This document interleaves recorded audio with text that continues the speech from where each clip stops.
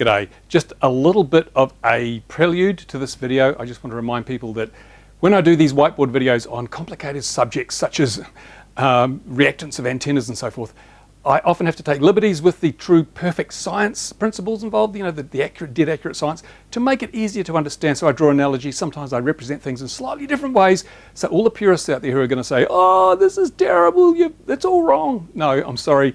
I've had to take those liberties to make it understandable for the average guy who's watching this video and doesn't understand all the formulas and the very technical complex concepts that are sometimes involved. So I apologise for that. But in the meantime, I hope you learned something from this video. I hope it explains some of the stuff that you often hear talked about, but probably didn't realise how it worked. Anyway, on with the video, to the whiteboard. G'day and welcome back to RC Model Reviews. Today I'm doing a video on antennas and how long should they be? Well, the reason I'm doing this video is I watched a video by Joshua Bardwell and he was trying to work out why FrSky receivers have different antenna lengths and whether it really matters, because traditionally receivers have quarter wave antennas, and I'm going to get on to why that is in a moment, but the length of the antennas on the FrSky receivers seems to vary depending on the particular receiver you're looking at. Now, it goes from about 32 millimeters down to 26 millimeters, and I'm not talking about the entire length of this wire here, you know, the big, I'll put it in front of my t-shirt, see there? Send me a t-shirt, I'll wear it. This one is from Luminaire, and they sent it to me, I'm wearing it. Free product placement, well, price of a t-shirt and shipping, I suppose. Yeah, so the antenna, it's not the whole piece of wire here, it's not this entire length of wire, it is only the exposed piece at the tip that we measure. That is the active element, as we call it. It's a quarter wave, it should be quarter wave monopole, and I'll get on to what all that means later as well. Right, so, but some of these receivers have different lengths, and if it's so important to have a quarter wave antenna, why do they have different lengths when they are all working on the same frequency? Interesting question, isn't it? So what I'm attempting to do in this video is to explain all about these quarter wave antennas and how they work and what the various factors are, why they are quarter wave, whether different length antennas will still work. And we'll also look at Joshua's, well, the whole concept of trying to test this stuff in the field, because Joshua had a good go at it. And he had a whole lot of receivers lined up a little board. I've linked to his video in the description of this one, so go and have a look. But he had these receivers lined up on a little piece of PVC piping, and he was trying to find out which one had the best range over distance. And it's fraught with peril, that kind of approach, because 2.4 gigahertz is a very reflected frequency. It'll bounce off all sorts of stuff that's absorbed by other stuff, and also proximity of things. So even the way he had his test rig set up with the two multiple receivers with their antennas poking up, some of the antennas weren't straight, some of them were bent, and that will really quite significantly affect how well they work, because it changes the radiation pattern. It means they get more sensitive in some directions than others. So they may be just as good, but they may be, you know, because it's at an angle, it may be looking somewhere else and you don't get the same amount of signal picked up. Little things like that. Even the fact that if you have those antennas exactly the right distance apart, they will actually interfere with each other. They will actually, you'll get reflections building up, and it can just really, really distort the whole effect of that receiver antenna. So you can't easily do it like that. It doesn't work out very well. Too many variable factors in the environment and in the setup rig. So yeah, I'm going to do some practical tests as well. I'm going to try and mitigate those various environmental effects and see if I can come up with a solution or an answer, an empirical answer to this question of whether the antenna length is important on these receivers. But first, we're going to do some whiteboard stuff. And the first thing we're going to talk about is what is an antenna. I think most of us know it's just a bit of wire, isn't it? I mean, and in reality, actually antennas for receivers can be really, really basic fundamental things. You can use a piece of wet string if you want to, and it will work to a degree. It may not be optimal, but you will get some signal. Receivers don't care too much about antennas. They're not as fussy as transmitters. Transmitters care an awful lot more because they're dealing with higher power levels. And if you have a 100-watt transmitter and it's feeding a really crappy antenna, a great deal of the power that it sends out will get bounced back, and it can cause the transmitter itself to overheat and magic smoke can come out. So the design of antennas for transmitters is really crucial. Design of antennas for receivers, not quite so much. And that is why you can run your FPV glasses without an antenna on. It won't hurt them. They don't mind. You just won't get much range.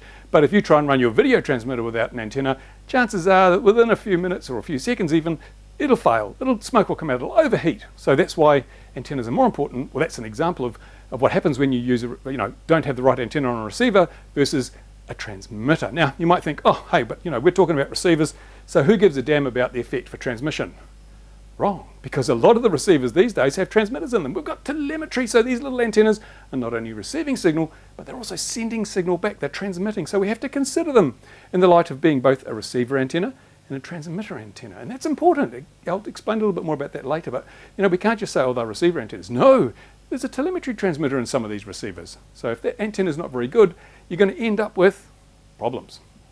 Right, let's have a look at an antenna. I'm going to draw a circuit diagram of an antenna. Now, traditionally, antennas on a schematic are drawn like that, just to indicate that's the normal schematic circuit. But if you actually wanted to delve a bit deeper into the mechanics of what an antenna is, then it actually looks, let me get my eraser t-shirt, which is the one I bought from Hobby King, no longer wear it. Yeah, if we look at let's have a look. Here's our signal, which is our transmitter, or it can be our receiver, receiving the signal. We have, effectively with the transmitter, we have an inductor, a capacitor, and something else here, which is called reactance. Reactance, you've probably never heard that word before. Well, reactance is to AC what resistance is to DC. It's something that impedes the flow of the signal. So it has a resistance, it has measured in ohms usually. You measure the reactance in ohms. And so we have inductance, capacitance, and this is the good bit of our aerial. This is the bit that does the work. When we dump power down here on a transmitter, we want it all to go into this and thus be pushed out into the ether. Any of it that goes into this, the reactance component, is wasted. It goes nowhere. So, and it's the same with receiving. We want our antenna to pick up signal, and we don't want it to lose any through here before it gets into our receiver. So we want to, this reactance can be a real problem. And this is one of the reasons that we have tuned antennas. This is one of the reasons that the length of the antenna is important, because I will now explain what reactance is and how different components like inductors and capacitors have varying reactance depending on frequency. Let's put a new diagram on the board. Here's a diagram, and here is a graph. We have frequency along the bottom, and the frequency gets higher as we go off to the right, and we have reactance in ohms getting higher up this way, right? So we have now two components. We will have a capacitor, and in purple, because we like to use different colors, we'll have an inductor. Now remember that our antenna has both of these things. It has capacitance and it has inductance as a capacitor and an inductor, even though it's just a length of wire. A length of wire has a certain amount of inductance, and it also represents a certain amount of capacitance. So these two factors are going to be on our antenna. And what happens is capacitors tend to have a reduced reactive value as the frequency goes up. So they appear as a smaller resistor. So when we draw the line for a capacitor, it starts off as a really big value and it just drops down to a lower value. The higher the frequency, the lower the reactance or the resistance to the flow of the signal a capacitor has. So as you approach high frequencies, the capacitor starts to look more and more just like a piece of wire, just a short circuit. On the other hand, we have inductors, and they start off and they do this. So effectively, at very low frequencies, inductors have a very low reactance, very low resistance to the flow of signal. So, at low frequencies, an inductor is just like a piece of wire. But as you go higher in frequency, the resistance or reactance of an inductor starts increasing, and they become almost an open circuit at high enough frequency, just as a capacitor becomes very high resistance at a low frequency. So these two things are working at odds. They're, one's going up while the other's going down. And you probably spotted something. There's a point where they cross over. I shall circle that for those of you who haven't spotted it. Here we go. That's the sweet spot. That's the sweet spot. At this point, the reactance of the inductor and the capacitor are matched. They're equal. And then in effect, they cancel each other out because they're equal and opposite. They cancel each other out. So this point here is the resonant, it's not really resonant actually, frequency of the antenna. Excuse my writing. So that's the resonant frequency. And see, this is lower than the resonant frequency. This is higher than the resonant frequency. But that's the resonant frequency. And if we start going higher in frequency, then our antenna begins to look like an inductor because the inductance becomes more prevalent. If we go lower, then it begins to look like a capacitor because the capacitive value becomes more important. So you can see, once we get stuck in the middle, our antenna doesn't look like either a capacitor or an inductor because those two cancel out. But if it's too long, it starts looking like an inductor because you end up here as the frequency goes up. And if it's too low, it looks like a capacitor because you're coming down here to where the capacitance becomes higher resistive value, right? So that means this point here is what we want to use. It's the resonant frequency of our antenna when those two things cancel out. And knock me down with a feather, that tends to be 1/4 wavelength.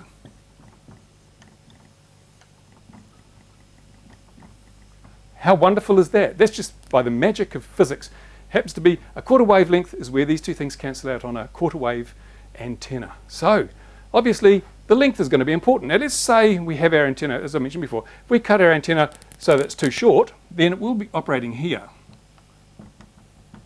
So if we look at that, this red value is high, so our antenna will look like it's got too much capacitance.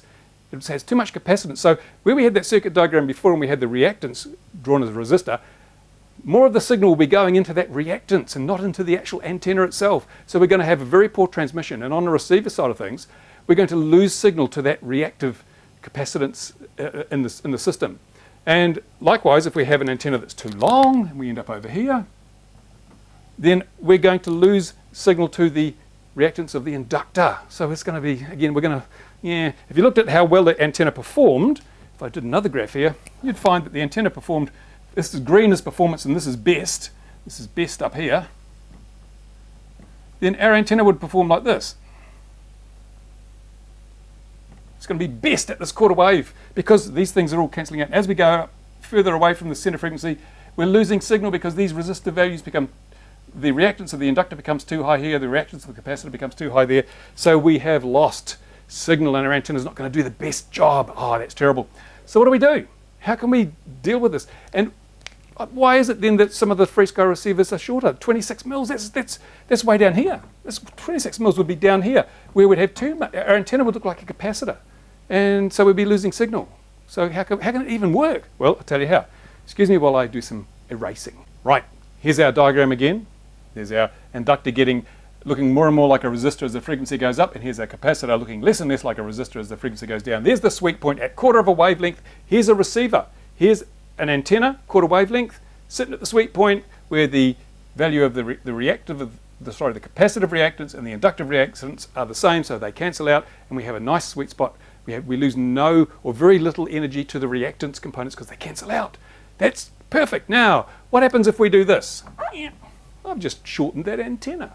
It might have gone from 32 mils to 26 mils. Oh my God, what's going to happen? Well, if we make the antenna shorter, it's effectively like moving the frequency, the operating frequency down. So we have effectively moved our point on these graphs here down to here. Right, so if we draw a line up here, you can see, oh my God, now we have too much capacitance. We need more, the capacitance is way up here, the inductance is down there, we've got a gap, they don't cross anymore. How are we going to fix that? What we need to do is to raise the inductive reactance here and raise the amount of inductance to compensate for the fact that this antenna is shorter. And if we did that, let's just disconnect our antenna here. And if we did this, right, let's put a coil in there, let's put an inductor in there, like that, right? Now suddenly what that does is it's added some inductance to this thing. And that, in effect, moves this line up here. Right, this is the extra inductance that coil's made. So everything moves up a bit. And suddenly, woohoo, don't you know it, our sweet spot is in the right place. Even though our antenna is shorter, we've compensated for the lack of length by adding an inductor. And now it's resonant, it tunes again at our desired frequency. So we can really, you can create an antenna of almost any length as long as you tune it to the right frequency using these inductors here. Other thing, what if it was too long? Let's add a bit to it. Whoa, now she's too long. Maybe that's like 34 millimeters. What happens now? Well, suddenly we find it's like having our antenna up here on the graph, and again, our sweet spot's way out of kilter. We've got the red line and purple line too far apart. So what we can do there is we can add some capacitance. So we don't put an inductor in here. We take out that inductor, like that, and we put in a capacitor, like that. So now we've added some capacitance to this circuit, and what that does is it brings up our red line. Our red line comes up like this. Where are we? Red line comes up here. Well, I'll draw it in solid. Red line might come up to there. And again, we have a sweet spot here. So even though our antenna is much longer, we are still able to tune it to the right frequency. In fact, just remember, I'm not quite sure whether we put it in series or parallel. I can't remember now. It's too long ago. But we've shifted the amount of capacitance in the system to compensate for the fact that we now have too much inductance and we need to cancel that out.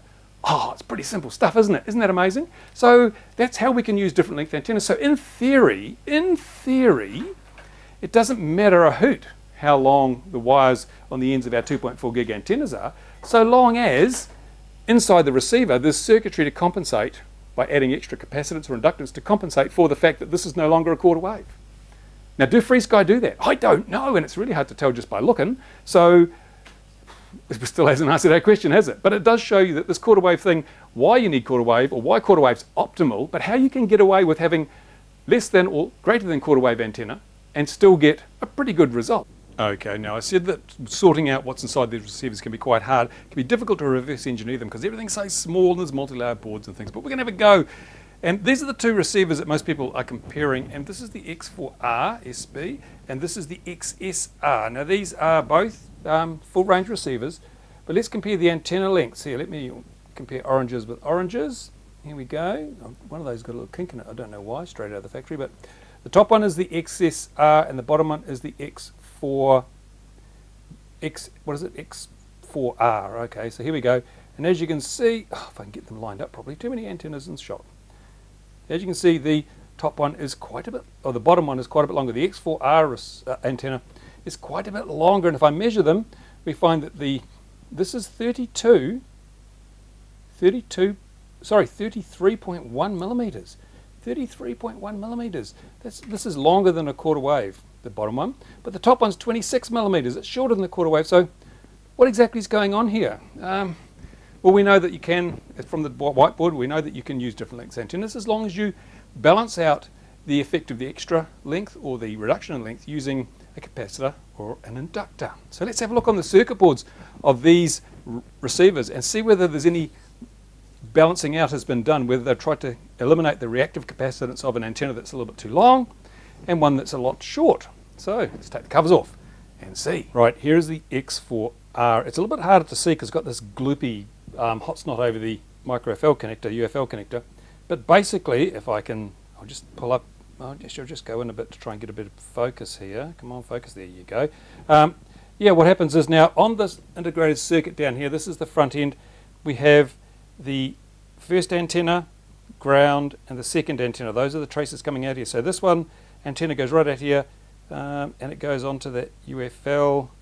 And this one comes out here, it goes onto that UFL, and then we have the ground comes out, splits, and splits like that. So there's nothing between the antenna and the chip. It's just straight connected on. There's no compensation, there's no inductor, there's no capacitor or anything like that. So this one is just wired up as if it's a quarter wave antenna. So I think they might have cut that a bit long.